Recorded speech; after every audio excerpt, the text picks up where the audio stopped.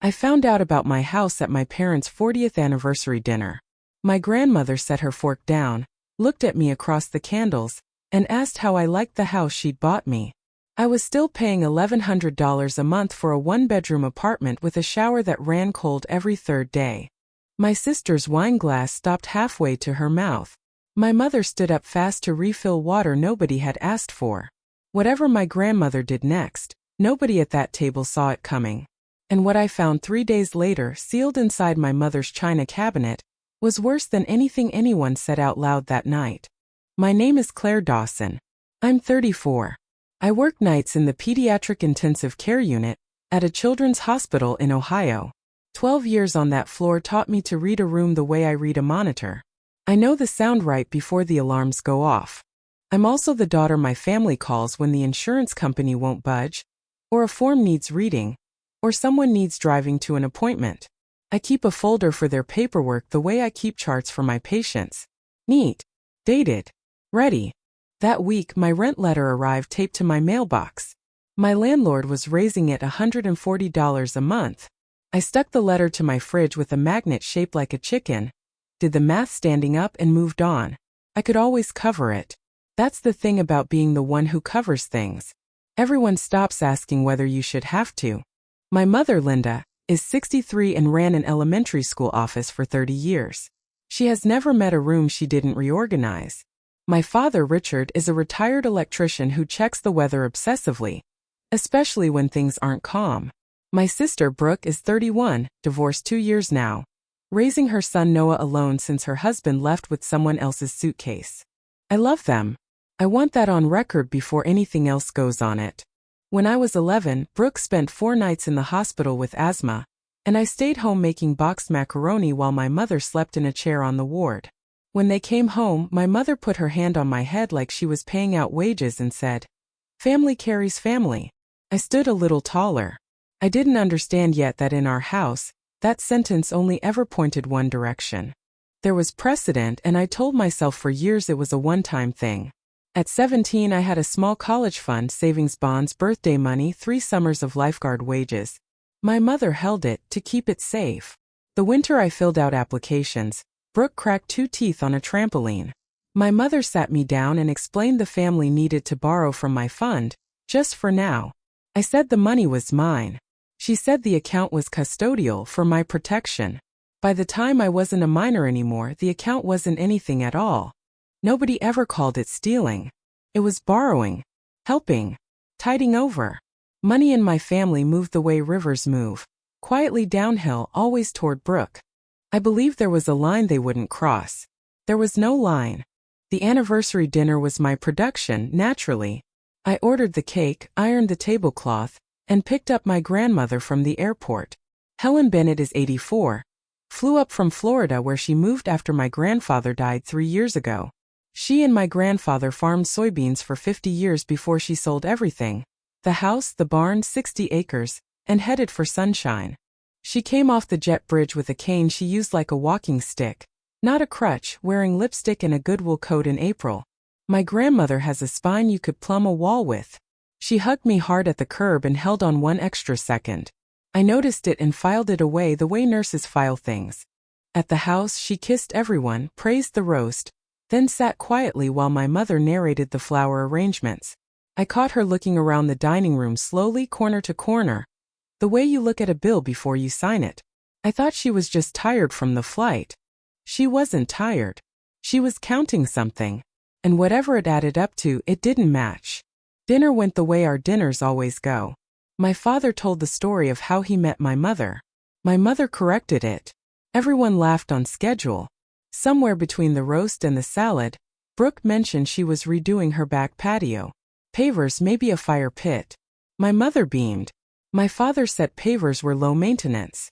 I laughed and said, "Well, don't hire me. My landlord just raised my rent. My patio budget is a lawn chair on a parking spot." Everybody chuckled. Everybody except my grandmother. I'd been watching her all night, and I saw the joke land on her like weather. She stopped chewing. She looked at me, not a glance, a look, and then at my mother, and something in her face closed like a ledger. She set her fork down slowly, deliberately, the way you'd lay a flag on a coffin. The table kept talking.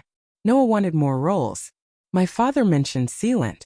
My grandmother sat perfectly still, hands folded, waiting for a gap in the noise. Patient as frost. The gap came when my mother stood to clear the plates. My grandmother smiled, the way you smile at a child who's just told you an obvious lie, and turned to me. So, she said, how do you like the house I bought you? I blinked. I laughed a little, thinking it was the start of a joke, or a slip we'd gently steer around. Nobody laughed with me. The room went silent. Fork scraped silent. Every eye at that table turned, not to my grandmother, to my parents. Confusion looks up. Guilt looks at each other. My mother stood frozen with the water pitcher, pouring into a glass already full. Mom, she said in a voice I'd never heard her use, high and smooth at once. You're tired. It's been a long flight. My father studied the door to the garage like the weather might be in there. Brooke stared at her plate. Noah, 5 years old, asked, what house? Nobody answered him either. My grandmother let the silence sit for one long breath, then another. Then she laughed, waved her own question away like smoke, and said, old age. Don't mind me. I get my stories crossed. She lifted her glass, wished my parents 40 more years, and asked for the potatoes. The whole table exhaled. My mother laughed too loud. My father found his appetite. Within 5 minutes, the dinner closed back over the whole like pond water. Everyone bought it. Everyone except me. Because I was still watching her hands. They were dead steady. No tremble, no confusion anywhere in them. She ate her potatoes and told a story about my grandfather and a stubborn heifer, and her eyes stayed cool the whole time. When the cake was cut and coats came out, my mother announced my father would drive Grandma back to her hotel. My grandmother pulled on her gloves without looking up.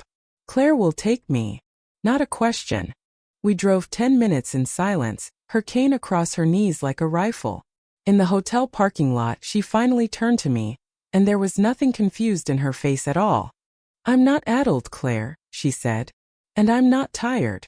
2 years ago, I sold the farm and wired your mother $185,000 for a house. For you. We sat in her hotel room until almost 1 in the morning while she laid it out the way she used to lay out invoices. No drama. Every number face up. After my grandfather died, she'd sold the farm for $410,000. She banked half a life and asked what the rest was for. What she wanted, she said, was to see her money do good while she was still alive to watch it. Brooke had gotten the big wedding years back. I'd gotten a card. My grandmother knew it, had always known it, the way she knew which field flooded first. So the plan was a house for me, handed over quietly with a bow on the mailbox. She just had knee surgery and couldn't fly to sit at a closing table herself. When my mother volunteered to handle everything, the search, the paperwork, the keys, my grandmother thanked God for a capable daughter and wired the money north, with the purpose written right on the transfer memo. Then she waited for the phone to ring. Never did. What arrived instead 2 weeks after closing was a thank you bouquet. Lilies and white roses, a florist's card signed with my name. I kept that card, she said, pulling her purse into her lap.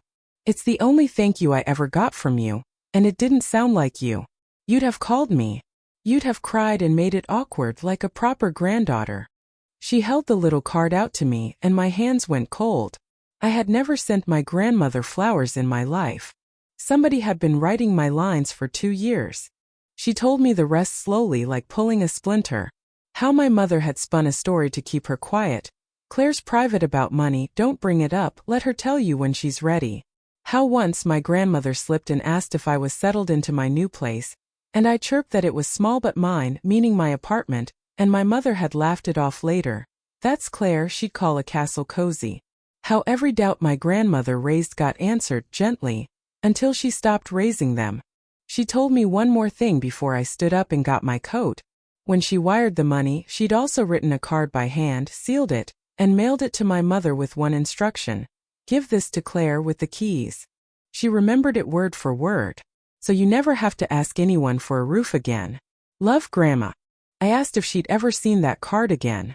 She said no, she assumed I'd kept it somewhere the way I keep everything. She was right. I have every card she's ever sent me rubber banded in a shoebox. That one had never reached it. Until that night I hadn't known to miss it. I told her I needed to see the house. Tonight. The address was easy to find. I'd been mailing birthday cards to it for 2 years. I parked across the street after midnight and sat there with the engine ticking. A small brick ranch, porch light burning gold. A welcome mat shaped like a sunflower. My sister's wind chimes hanging by the door. Dead still in the cold. On the driveway, in fading sidewalk chalk, someone small had drawn a rocket ship and a stick family of 2. 2 years ago, I'd helped Brooke move into that house. I carried her couch through that red front door myself. I brought a cast iron skillet as a housewarming gift. I stood in that kitchen drinking store-brand lemonade, while my mother told everyone how blessed we were that the down payment had worked out. I had asked once where the money came from. My father, checking the weather on his phone, said something about Grandma's land helping with some old parcels. It had sounded exactly true. I sat in my car looking at my own stolen house, and my phone lit up on the passenger seat. A text from my mother. Coffee tomorrow? Just us girls. We should talk about Grandma. She's been confused lately. I went. I sat in my parents' kitchen the next morning with my hands around a mug I never drank from, because the nurse in me wanted vitals before a diagnosis. My mother worked through her opening like she'd rehearsed it in the shower. Grandma's been muddled since the knee, since the move, since Grandpa. Grief does strange things. Then she reached across and squeezed my wrist.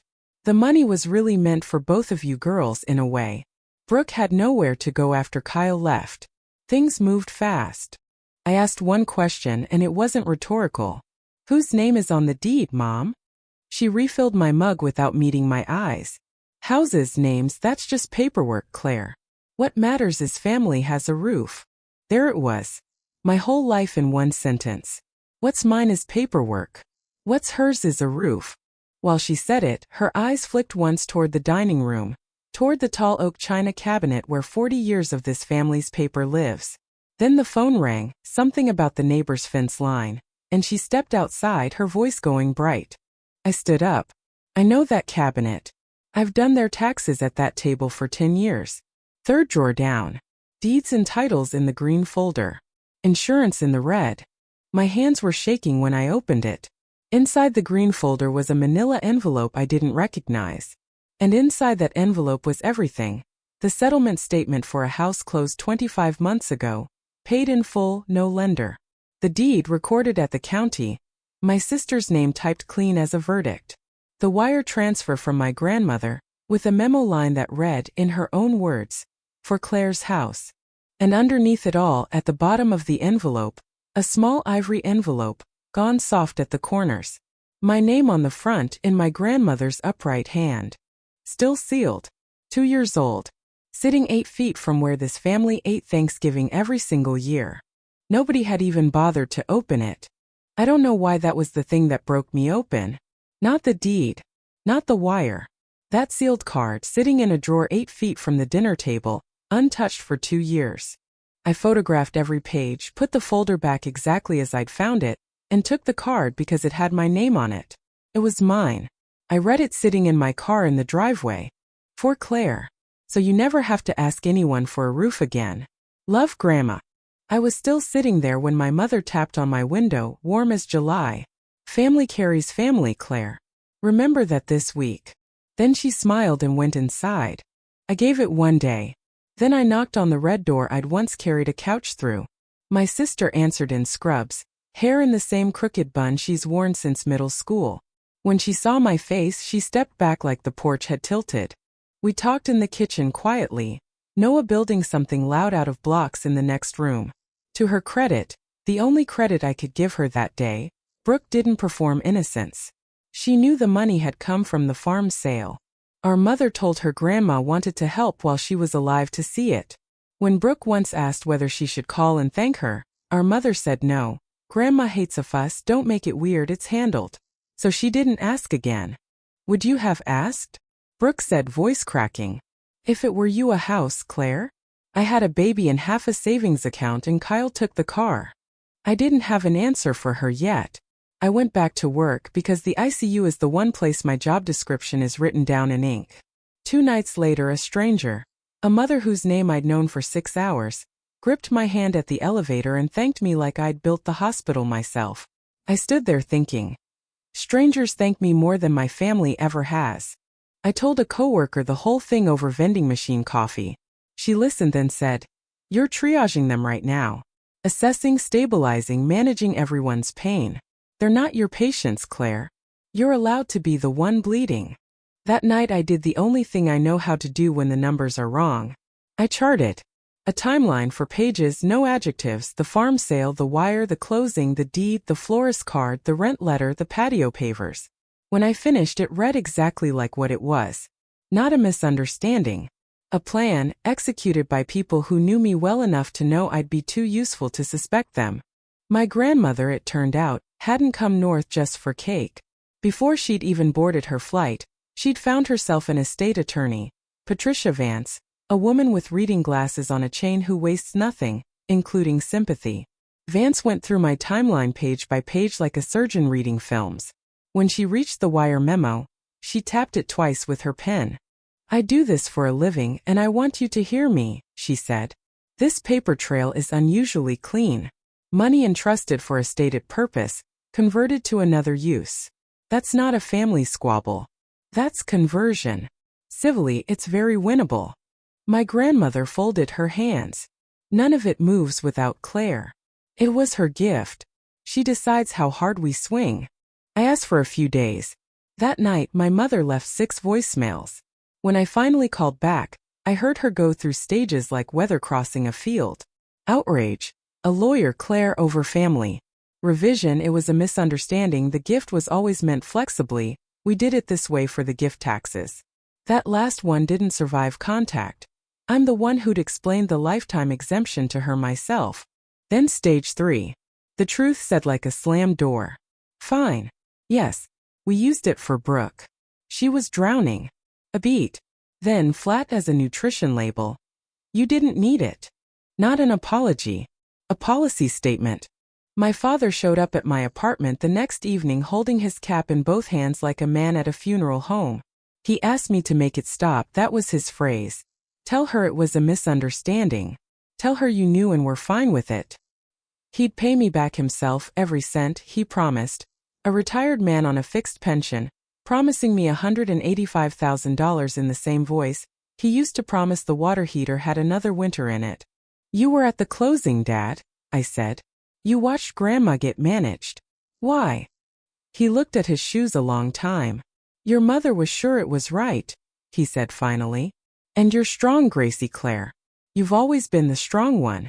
Brooke isn't." There it was again. The family math. My sister came the next day with a letter our mother had drafted. 1 line, notarized, permanent. I was informed of and consented to the use of the funds. Sign it and Sunday dinner would go back to normal. 3 people I loved in 1 week all holding out the same pen. Nobody had ever once wanted my name on anything before. Now everybody did. The night before I decided, I sat with my grandmother in her hotel room, and she told me where this had all really started. When my mother was 16, my grandfather's tractor rolled and took his leg. No disability check for a self-employed farmer. So my grandmother worked nights at a cannery and handed 16-year-old Linda the house keys and 2 little brothers. She told her every night, "You're my strong one," like a prayer. I thought I was giving her a medal, my grandmother said, looking at her wedding band. I was giving her a bill. She paid it for 6 years and nobody ever paid her back. And she's spent 40 years since making sure the bill lands on somebody else. She looked at me. I taught her that love in this family flows toward whoever's drowning, and the swimmer gets a compliment. I invented the thing that's eating you. She wasn't rescuing me, I realized. She was paying down her own debt. There's a difference, and it mattered. The letter arrived by hand the next day, no stamp. My mother's handwriting, which told me she'd driven 20 minutes rather than say any of it to my face. A sticky note was clipped to it. "Sign it and come to Sunday dinner. We'll put this behind us." Behind us. As if the last 2 years were a pothole, not a road they'd paved themselves. I sat at my kitchen table with 3 pieces of paper laid out in a row. The letter. My phone open to the photos of the deed and the wire. My grandmother's card. Around midnight, I noticed the strangest thing. This was the first time in 34 years anyone in my family had needed something only I could give. Monday morning, I called in a personal day. There was a signature I needed to give, and it wasn't theirs. Vance's office smelled like paper and lemon oil. The affidavit was short, and every line of it was true. I was never informed of the gift, never received it, never consented to its use. I attached my timeline and the photographs. A notary in a cardigan stamped it with the little embossing squeeze that makes everything real. No thunder. It felt, if I'm honest, like calling a time of death. Quiet and procedural, and it only breaks you later in the parking lot. The demand letter goes out this week, Vance said. Return the money within 30 days or face a civil suit. They'll know it's you the moment they read it. I nodded. That was, in a way, I couldn't have explained to her the entire point. My name had been on a florist's card, on a script, on a 2-year lie. Now it was on the truth, and no amount of Sunday dinners could unsign it. The letter landed Thursday. The voicemails came in cycles like contractions. Fury. Tears. We got the letter. I hope it was worth it. I didn't call back. Sunday dinner happened without me for the first time in my adult life. My cousin sent me a screenshot from a family group chat I'd apparently been removed from. Claire is suing her own mother over a misunderstanding. I didn't fire anything back. The truth was already traveling by certified mail. It didn't need my help. Tuesday my father called, not to apologize, to summon. Saturday at the house. Settle this like adults. Bring your grandmother. I could hear my mother in the background, not whispering instructions. I understood the shape of it. An ambush catered as a peace summit. I said we'd come. I spent the week getting ready the way I get ready outside a room before a code. Breathe in. Know your job. They'd set the table like a holiday. My chair was in its usual spot. They expected me to sit exactly where I always had. My mother poured the coffee and presented the family's solution. Bright as a new carpool schedule. Brooke and Noah keep the house. My parents pay Grandma back $300 a month faithfully until it's covered. And I signed the letter. I did the math the way I check drip rates automatically. $185,000 at $300 a month is over 51 years. My mother would be 114. My grandmother would have been dead for decades. It wasn't a repayment plan. It was a funeral schedule for the debt. My mother slid the letter across the linen with her own pen on top. I didn't touch it. I put my hands flat on the table and said, low and even, the way I talk over a bed when the numbers are crashing. I already signed something. A sworn affidavit Monday with Grandma's attorney. It's attached to the demand letter you got Thursday. The truth is already on record, Mom. It doesn't need my permission anymore. And neither do you. She went through 3 seasons in 5 seconds, then off like a kettle left too long. Ungrateful. Cold. Tearing this family apart over a house. And then screamed instead of murmured. You didn't need it. I let it sit on the linen. You're right, I said. I never needed a house. I needed a mother who asked me before she decided what I needed.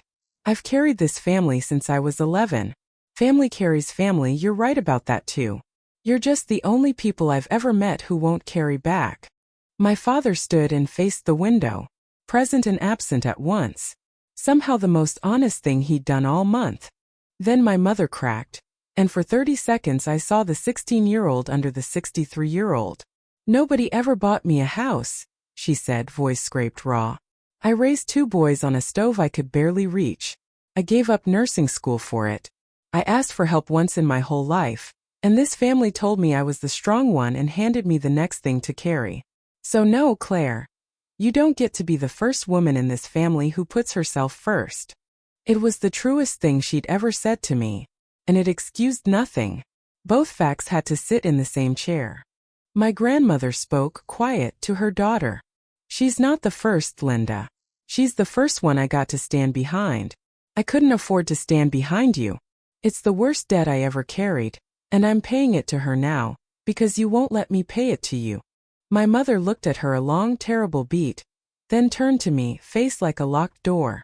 If that affidavit reaches a courtroom, you are no daughter of mine. Then I'll miss you, I said. I've had practice. I've been missing you from across this table my whole life. I turned to my sister. Here's my condition, and it's not what any of you think. The money gets repaid by the people who took it, not out of Noah's roof. Brooke, you get 6 months. Walk into a bank, put a mortgage on that house in your own name, and every dollar goes back to Grandma. You'll be the first person in this family to actually pay for what you live in. I looked around the table.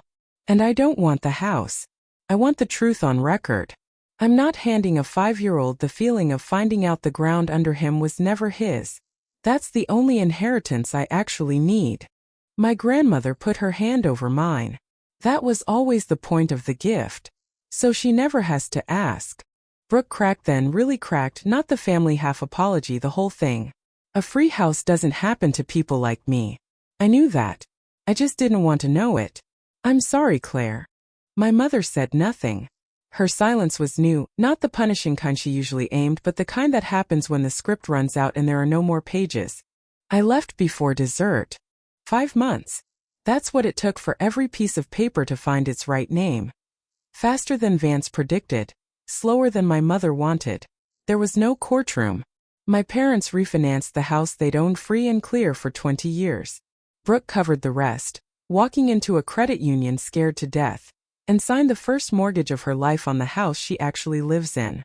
The wire back to my grandmother cleared on a Tuesday in October. Vance closed the file with no referral, because the point had never been handcuffs.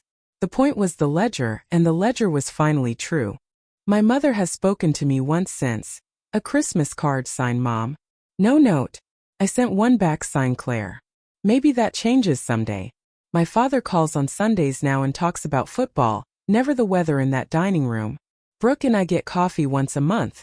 No scripts, learning the strange new dialect of sisters who tell each other the truth. My grandmother gave the gift again, properly this time. A transfer with my name on it, taxed at exactly nothing, exactly as the law always allowed. My first instinct was to refuse it out loud, a reflex 34 years in the making. She just looked at me and said, "Try again." So I said, "Thank you." It took everything I had. In December, I closed on a house of my own. 9 showings, my own inspector, my own signature on every line. Taped inside the cabinet where I keep my coffee mugs, where I see it every morning before a shift, is an ivory card, soft at the corners, 2 years late and right on time. For Claire. So you never have to ask anyone for a roof again. Love, Grandma. I never framed it. Frames are for things that are finished, and I read it like instructions instead. If your family only loves you for what you can carry, put it down. The people who truly love you will pick up the other end. The ones who just stand there watching were never lifting anything at all.